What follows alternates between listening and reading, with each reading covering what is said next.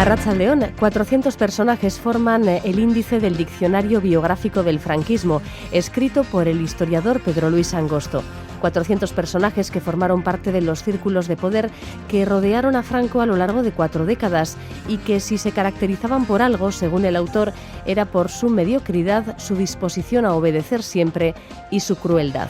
Son 400 retratos individuales que se funden al final en uno solo, el de la dictadura franquista. Este es hoy nuestro primer argumento. Después, con la guía de la arqueóloga María José Noain, conoceremos historias del antiguo Egipto, del Imperio Maya y de la cultura Rapa Nui en la lejana isla de Pascua. Comenzamos.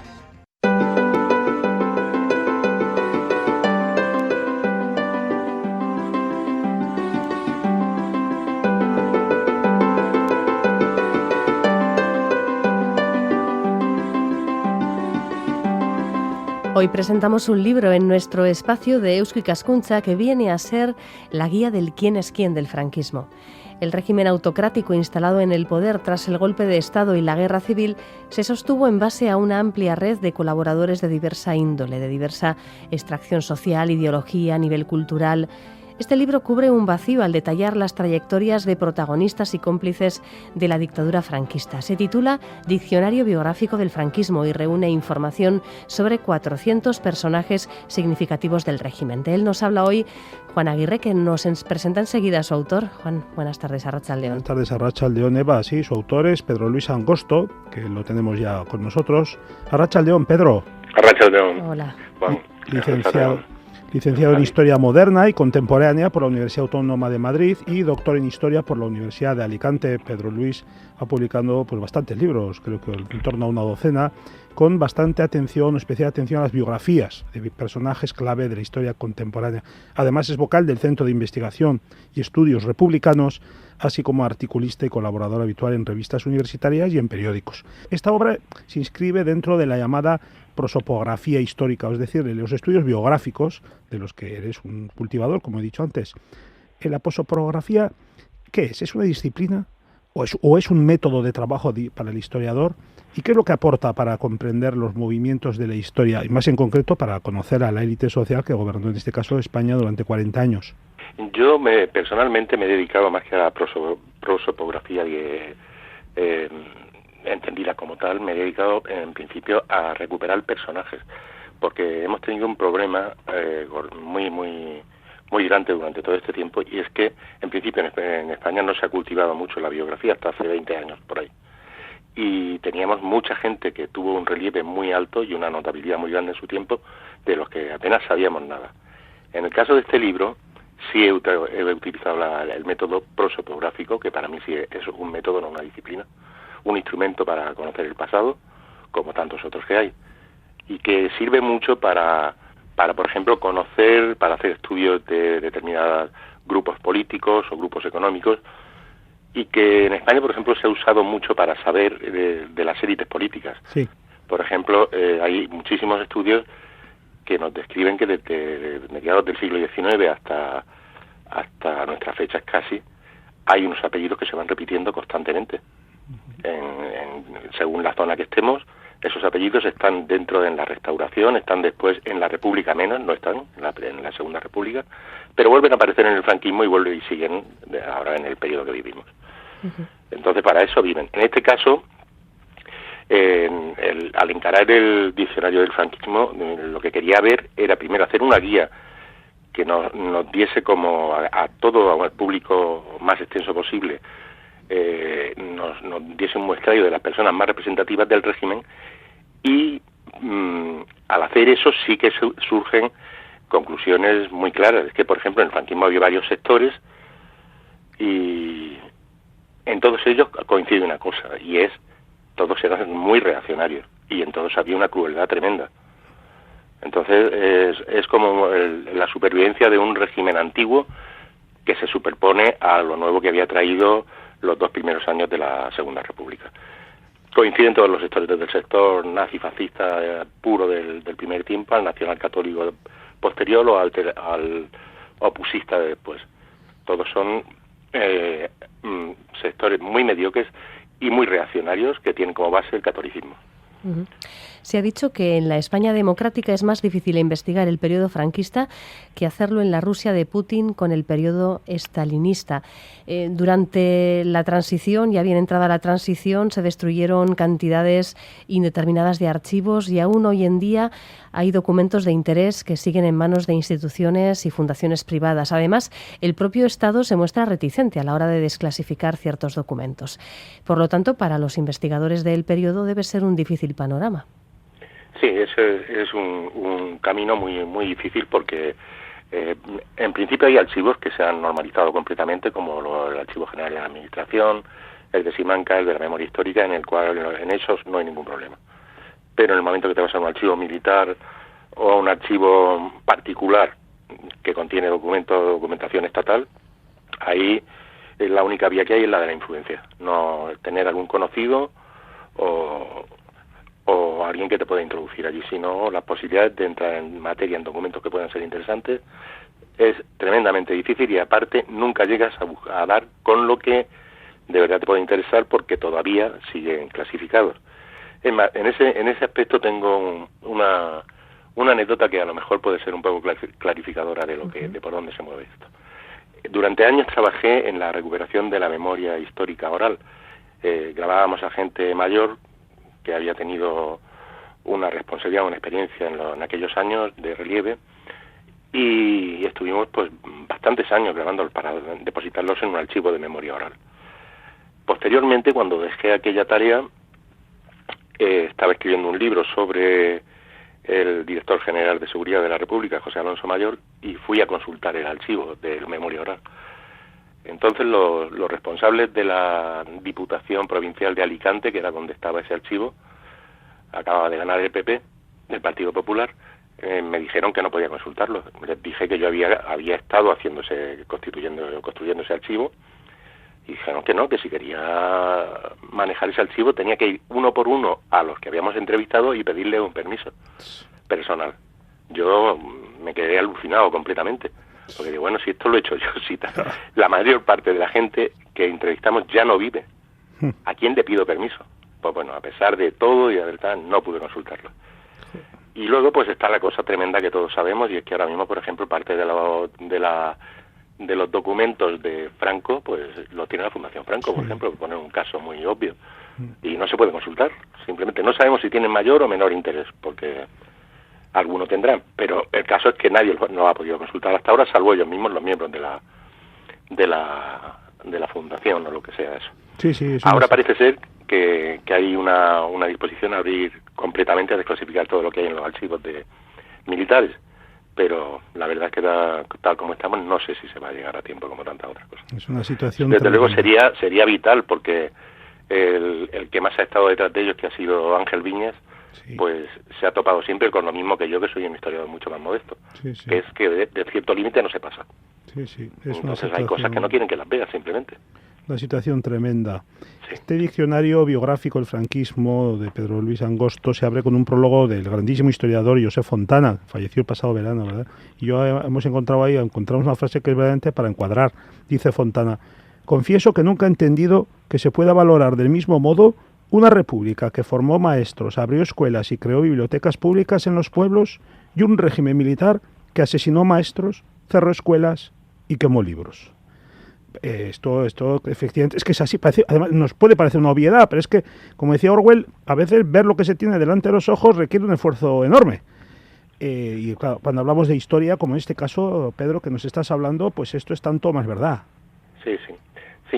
Josep Fontana, aparte de ser uno de los grandes maestros, de los maestros de la historiografía europea del siglo XX, indiscutible, a la altura de Hobsbawm, de Le Goff, de Brodel, era una persona de una generosidad absoluta, infinita, siempre dispuesta a ayudar, a colaborar, a darlo todo. En mi caso, yo había tenido muchas conversaciones y había intercambiado muchas cartas con Fontana, pero no lo conocía, no era amigo mío, ni yo había sido discípulo de él, en el sentido estricto. Sin embargo, me facilitó cualquier cosa que le pedía en cualquier momento, incluso ha aprobado de mis libros sin tener que insistirle mucho. Entonces ha sido una pérdida muy grande porque era todo generosidad. Entonces aquí hay un problema y es la transición. En la transición de los años 70, que en aquel momento tuvo sus virtudes, yo no las voy a negar ahora, pero porque era un momento dificilísimo, se hizo tabla rasa. Entonces nunca se ha llegado a abordar de verdad de una manera general en todo el país que había que dar a conocer a la gente, sobre todo a la gente joven, que se había vivido un periodo en España criminal, completamente criminal, una dictadura criminal en la que se mató a la gente, en la que se aterrorizó a la gente, se le quitaron los bienes, se le robaron niños, se torturó a millones de personas, y que eso no se llegó a plasmar nunca en ninguna asignatura ni formó parte de verdad a nivel estatal de los currículum de historia de los institutos ni de las escuelas. Entonces ahí se ha creado un vacío. Eso ocurrió en Alemania también inmediatamente acabada la Segunda Guerra Mundial, porque allí, al perder los nazis, hubo una especie de shock y nadie sabía cómo encarar aquello. Pero ya en los años 50 pues empezaron a rescatar material y empezó a salir muchísimo material, y la gente que se quedó verdaderamente aterrorizada de lo que ellos mismos habían hecho. En España eso es difícil de hacer, aunque se han hecho muchísimos libros en estos últimos 30 años, muchísimos y muy buenos. El problema es cómo esos libros llegan a la escuela, de qué manera llegan a la escuela. Y algo de eso se movía en mi intención al hacer este diccionario. Porque no se trata tanto de hacer un libro sesudo en el que digas que esto pasó de esta manera, de la otra, y lo pongas a otras teorías o a otras investigaciones. Se trata también de que eso llegue al pueblo, por decirlo así, al mayor número de personas posible. Y eso no ha pasado en España. No ha pasado porque, por ejemplo, no tenemos los metros de película que rodaron los nazis. Aquí en España los rodaron también, pero los quemaron.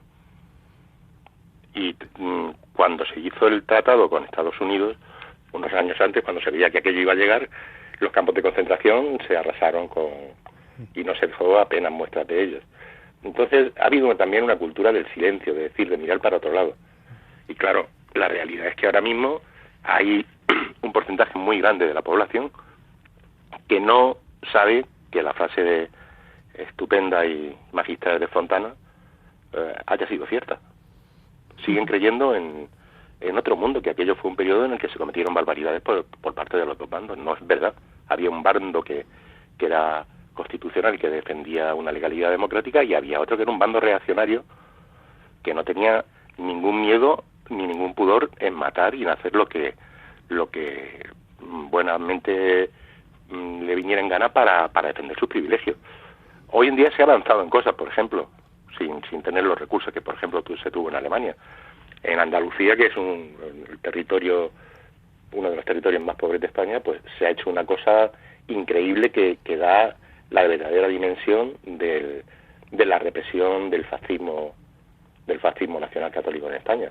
La base de datos que ha organizado la CGT en todos los nombres ya va por 150.000 víctimas solo en Andalucía. Pero no solo es que se dé esa cifra, como se han dado tantas de la represión y tal. No, son 150.000 personas con nombre y apellidos, con la casa donde vivían. Y está disponible para consultar por todo el mundo. ¿Qué pasa? ¿Eso quién lo sabe? Pues poca gente. Y esa sería la cuestión, de que esa base, que esas cosas las supieran la gente, que se hiciesen programas divulgativos, programas educativos, donde se supiese de verdad, ¿no?, que es necesario saber lo que ha pasado en nuestro pasado reciente. Yo pienso que es una cosa primordial, porque si no los países no avanzan. No se puede avanzar con muertos en los armarios. Sí. Conceptos recurrentes a lo largo de las semblanzas de los 400 personajes que pueblan este libro: mediocridad, crueldad o perversidad, corrupción. O sea que estas serían quizás las de las entradas más habituales de este diccionario. Sí, sin duda, eran hombres sin piedad. Eso hay que tenerlo muy claro, con muy poca piedad. La piedad la tenían con quien vivía alrededor de ellos y no les hacía ningún feo. El fascismo construyó un imaginario de buenos y malos. Los buenos eran los que apoyaban incondicionalmente al régimen, los que callaban y los que asentían, los malos todos los demás. Hemos de tener en cuenta que uno de los principales ideólogos del régimen, Antonio Vallejo, era psiquiatra, hablaba de un gen rojo que había que extirpar y exterminar. Los rojos y las mujeres eran seres inferiores, movidos únicamente por la envidia. Como la teoría de Antonio Vallejo Nájera se basaba en una cosa: los pobres son pobres porque no son capaces de ser ricos. Entonces, como no lo son capaces, les mueve la envidia. y la única manera de salir de su pobreza es la violencia para apropiarse de los bienes de los que de verdad valen. Bueno, estas cosas son absolutamente brutales. Vallejo Nájera llegó a montar en Málaga y luego en Madrid una especie de cárceles psiquiátricos donde practicaba la lobotomía y intentaba buscar ese gen que decía que era el gen de la debilidad y de la envidia y de la perversidad de los rojos. Al mismo tiempo, él decía que la mujer pues era un ser inferior que estaba, bueno, basándose en las teorías de Bonifacio VIII tal vez, que era inferior y que era el que la que llevaba al hombre por su perdición. Entonces, desde el momento que hay gente que está hablando de eso, pues es muy difícil que se piensen que hay seres racionales detrás del régimen. Quería preguntar sobre los vascos que aparecen en este diccionario, que son, yo los he contado, algo más del 10%, 40 y pico personajes.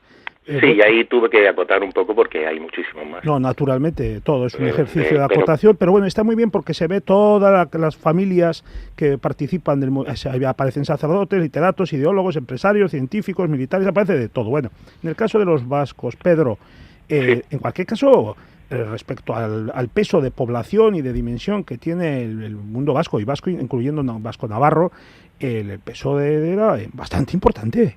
Sí, muy importante, pero casi tan importante como en el caso catalán, que es una cosa que a mí me ha llamado mucho la atención porque precisamente son los dos territorios más ricos, más desarrollados del país. Entonces cuesta imaginarse que en esas dos partes abundase tanto el elemento reaccionario, que una parte de la sociedad estuviese en posturas tan predemocráticas. Bueno, pero eran los territorios también de la geografía carlista, ¿no? La cuestión es esa. Nos encontramos, por ejemplo, que en el País Vasco, por ejemplo, si vemos desde Arrese hasta Lequerica, es que hay una cantidad de gente que son fundamentales en el régimen. Y luego nos encontramos en Cataluña a Gomá, a Pla de Daniel y a Eugenio d'Ors, que fueron tres de los principales ideólogos del régimen, de los que formaron la ideología del régimen, con la teoría imperial, el nacionalcatolicismo y demás. Para mí hay una cuestión muy clara, y es que en España hubo una revolución liberal. La revolución liberal triunfó a lo largo del siglo XIX, pero la liberal, no la democrática. La democrática fracasa cuando fracasa en 1868 con la Gloriosa y con la Primera República, y después cuando se la carga Franco y su gente en 1936. Entonces, si no hay revolución democrática, las estirpes se suceden en el poder. Lo que se puede considerar como doctrinas reaccionarias que quedan al margen de un régimen democrático, pues siguen viviendo. Y siguen viviendo sin apenas modificación, rodeadas con una cantidad de medios periodísticos enorme, con influencia en todos los departamentos ministeriales, en fin, que no ha habido ahí un momento en el que se corte eso, sino que ha seguido hacia adelante. Uh-huh. Entonces el capitalismo español desarrollado tiene una remora muy grande, y es su ligación con el catolicismo antiguo, con el catolicismo que estaba unido a lo más reaccionario de la sociedad, a la sociedad del privilegio, que es al antiguo régimen. Esta gente, por ejemplo, cuando inician el golpe de Estado, sabía es imposible. Hay tres elementos fundamentales: la entrada de la Legión con los regulares y con los legionarios y tal, la ayuda de Francia y Alemania, y luego está el elemento carlista, el elemento requete y carlista, que en un primer momento fue decisivo. Uh-huh. Y de toda esta constelación de figuras que rodea a Franco, militares, sacerdotes, literatos, ideólogos, empresarios, científicos, hasta algún que otro torero, creo que sale por ahí, ¿están entrando y saliendo de escena o realmente hay algunos que se mantienen muy cerca del centro de poder durante toda la dictadura? Y otra cuestión, ¿se organizan sagas familiares también en torno a estas cuestiones? Sí, aquí durante el franquismo la gente, hay algunos que salen, pero son pocos, son los del primer momento, los que crían en un falangismo puro, como el clan de Dionisio Ridruejo, Tobar y quizá la Entralgo y tal, pero están bien en el primer momento, son muy extremistas, pero ellos creen una cierta ética poética del fascismo y duran hasta el año 45 más o menos, algún año más, pero el resto de la gente puede tener periodos de gracia de las familias o de los individuos, periodos de gracia de que están en lo más alto de las estructuras de poder y luego pasan por un periodo de cierta marginación, pero como no hay dentro del régimen franquista, no existe la brillantez, por decirlo así, no existe tampoco el genio político, lo que hay son personas dispuestas a obedecer siempre. Y entonces dentro de la obediencia, de la sumisión, está el beneficio que van a obtener. La mayoría de las familias se mantienen durante el tiempo, sin ningún tipo de problemas. Hay algunos, por ejemplo, en el estamento militar, pues hay alguno que en el general Aranda en algún momento intenta hacer algo, pero como le dan un montón de dinero, pues se calla. No hay en ese sentido, no hay. El régimen va formando familias que se multiplican o se mantienen por el favor, por la corrupción y por la obediencia al régimen. Y se ve que las puertas giratorias funcionaban, vamos, a todo pasto. Eran la base del sistema. Sí. Yo creo que las puertas giratorias eran la base del sistema. En el sistema había dos tipos, que eran los enemigos, la mayoría de ellos, muchos de ellos habían sido exiliados, estaban en la cárcel, los habían matado, y luego quedaba una masa de población que no hablaba de nada, porque el terror es una cosa que se expande muy rápido. O sea, si a tu vecino se lo han llevado una noche y no has vuelto a saber de él, pues sabes que el próximo puede ser tú. Entonces se impuso la ley del silencio. Eso no contaba. Luego cuenta la gente que se va primando a los que habían constituido el núcleo duro del franquismo. Y esa gente es mucha, muchísima. Porque siempre, incluso en clases bajas, que había la posibilidad de que conociendo a un falangista o a un sacerdote con cierto poder, muy poco que fuese, a lo mejor podía colocar a su hijo de consejero en una universidad o en la Guardia Civil o en... Vaya usted a saber. Y Pedro, digamos algo sobre las mujeres. De 400, tú has seleccionado media docena aproximadamente, incluyendo ahí en esta lista a Carmen Polo, la esposa del dictador, y a Pilar Primo de Rivera, por supuesto, la ideóloga de la sección femenina de la Falange. El papel del género femenino durante el franquismo, en fin, más bien también tirando a lamentable, ¿no? Sí, el papel de la mujer era un papel auxiliar. Nunca el protagonismo por ejemplo, de Pilar Primo de Rivera o de Mercedes San Bachiller o de Carmen Polo viene dado porque eran esposas de alguien. Luego, en el caso de Carmen Polo, quizá fue la única que de verdad tuvo un peso específico. Sin embargo, aunque el número de mujeres con peso en el franquismo no fue muy extenso, la labor de la sección femenina sí que lo fue. Porque la labor de la sección femenina llevó a cabo a lo largo de muchos años, creo que duró hasta el año 77, un lavado de cerebro absolutamente generalizado que cubriría al 80-90% de las mujeres de España, en las cuales a la mujer se le culpabilizaba por ser mujer y se le daban las pautas, no a palos como se hacía con los varones, pero de una manera más civilina, las pautas para ponerse en paz con ellas mismas y con Dios y con el régimen. La mujer tenía que ser, era la controladora, se tenía que convertir en la controladora ideológica y social del régimen. Y eso fue una de las perversiones más tremendas del régimen. Una cuestión que en muchos casos dura todavía, Sí. Bueno, la lectura del diccionario no deja lugar a dudas sobre la desgracia que fue para todo el mundo pues vivir estos 40 años de franquismo. Esta es la contribución de este libro, que recuérdanos cómo se titula, Juan, por favor. Pues se titula Diccionario biográfico del franquismo, protagonistas y cómplices, 1936-1978, y su autor es Pedro Luis Angosto. Lo ha publicado la editorial Comares. Pues le agradecemos a Pedro Luis Angosto que nos haya hecho este pequeño avance de un libro sin duda necesario para no olvidar lo que pasó. Muchísimas gracias. No creo que estemos en condiciones de permitirnos el olvido, ni como personas, ni como comunidad, ni como nada. El olvido es algo que solo engendra al final enfermedad social, en mi opinión.